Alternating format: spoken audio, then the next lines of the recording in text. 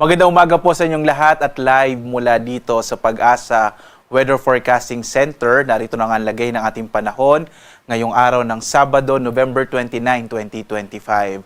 At sa ating latest satellite images, makikita po natin kung saan patuloy pa rin yung epekto ng northeast monsoon o yung hanging amihan, partikular na dito sa may hilagang bahagi ng Luzon, lalo na po dito sa may Batanes at gayon sa Ilocos Region at ilang bahagi ng Cordillera. Ang hanging amihan ang magdadala ng mga mahihinang mga pag-ulan, partikular na nga dito sa may Ilocos Region, Batanes at ilang bahagi ng Cordillera. Samantala, narito pa rin yung shear line na maaari magdala ng hanggang malalakas na mga pag-ulan. Makikita nyo, lalo na dito, may mga kaulapan po sa may bahagi ng Cagayan Province. So asahan pa rin yung mga pag-ulan na kung minsan po maaari magdulot ng mga biglaang pagbaha o mga flash floods at mga pagguho ng lupa or landslide.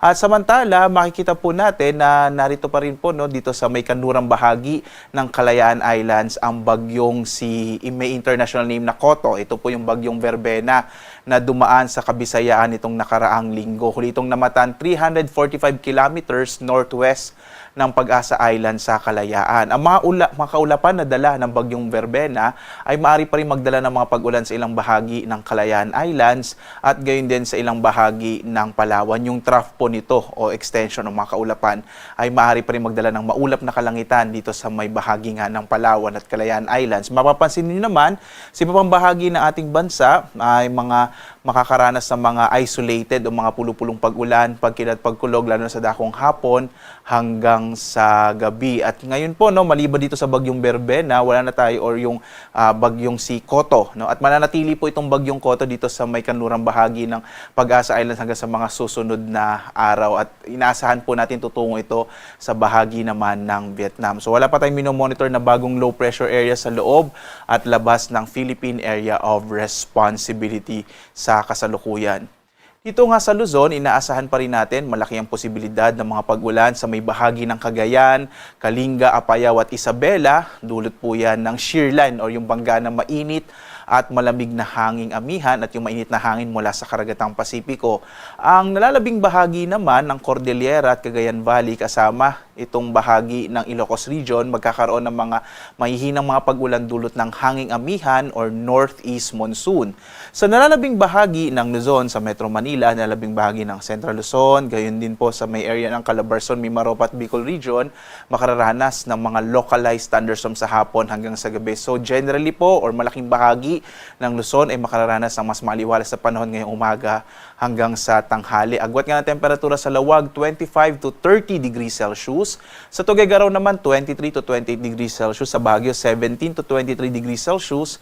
Sa Kamaynilaan, nasa 24 to 31 degrees Celsius. Sa Tagaytay, nasa 22 to 29 degrees Celsius. Habang sa Legazpi, 26 to 32 degrees Celsius. Ito naman po sa may bahagi nga ng Palawan ay inaasahan natin ang malaking posibilidad ng mga pag-ulan pa rin. Dulot po ito ng trough o mga kaulapan na dala ni tropical storm, ni severe tropical storm Koto na tinawag nating Verbena sa Pilipinas. Agwat ng temperatura sa Calayan Islands 25 to 30 degrees Celsius habang sa Puerto Princesa nasa 25 to 30 degrees Celsius. Ang malaking bahagi naman ng Kabisayaan ay makararanas ng bahagyang maulap hanggang sa maulap na kalangitan na may mga pulupulong pag-ulan, pagkilat, pagkulog bandang hapon hanggang sa gabi. Agwat ng temperatura sa Iloilo 25 to 30 degrees Celsius. Sa Cebu naman 26 to 31 degrees Celsius habang sa Tacloban nasa 26 to 32 degrees Celsius. Malaking bahagi rin po ng Mindanao ay makararanas ng mga isolated o mga pulupulong pag-ulan, pagkilat, pagkulog habang posible po sa umaga hanggang tanghali, medyo mainit na panahon yung mararanasan. Agwat ng temperatura sa Zamboanga, nasa 25 to 33 degrees Celsius, sa Cagayan de Oro, 25 to 31 degrees Celsius, habang sa Davao, nasa 24 to 33 degrees Celsius.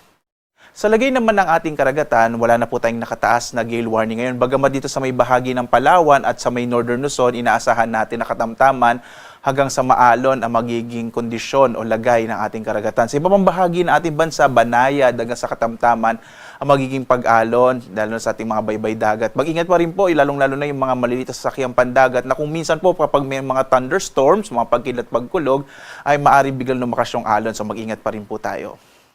Narito naman ating inaasahang magiging lagay ng panahon sa mga susunod na araw hanggang Miyerkules po ito, no. So inaasahan po natin bukas po November 30 po 'yan, no. Sunday to Monday magpapatuloy yung epekto ng shear line at northeast monsoon, partikular na sa may silangang bahagi ng Northern Luzon. So asahan pa rin natin itong area ng Cagayan, Isabela, medyo malaki pa rin yung posibilidad ng mga pag-ulan. Habang dito sa may Palawan at partikular na sa Calayan Islands hanggang Lunes, possible na medyo maulap pa rin yung kalangitan. Pagdating ng araw ng Martes, inaasahan natin malaking bahagi ng ating bansa makararanas ng mas maaliwalas na panahon, bagamat posible pa rin yung mga localized thunderstorms sa hapon hanggang sa gabi. Pagdating ng araw ng Miyerkules, inaasahan natin ang muling paglakas ng northeast monsoon o tinatawag nating surge ng northeast monsoon, kaya posible pong magkaroon ng mga mahihina hanggang sa katamtamang mga pag-ulan, partikular na sa may bahagi ng Northern Luzon, itong Ilocos Region, Cordillera at Cagayan Valley. Base sa pinakauling datos nga natin ay maliit naman yung posibilidad na magkaroon tayo ng bagyo at least hanggang early next week po, no? So hanggang Martes medyo maliit pa yung posibilidad na magkaroon tayo ng bagyo. At less po, no, magbibigay tayo ng update kung may bago tayong mamamonitor na low pressure area. Samantala po, no, ang araw natin sisikat, ganap na 6:04 na umaga at lulubog, ganap na 5:25 ng hapon. At sundan pa rin tayo sa ating iba't ibang mga social media platforms, sa X, sa Facebook at YouTube, at sa ating dalawang websites, yung pag-asa.usc.gov.ph at ito pong panahon.gov.ph. Ito po ay isang website natin sa Pag-asa kung saan makikita po ninyo yung ating real-time na mga thunderstorm advisories, general flood information, gayon din yung rainfall information at mga heavy rainfall warning sa buong bansa. So, bisitahin nyo po itong ating dalawang websites para updated po tayo sa lagay ng ating panahon.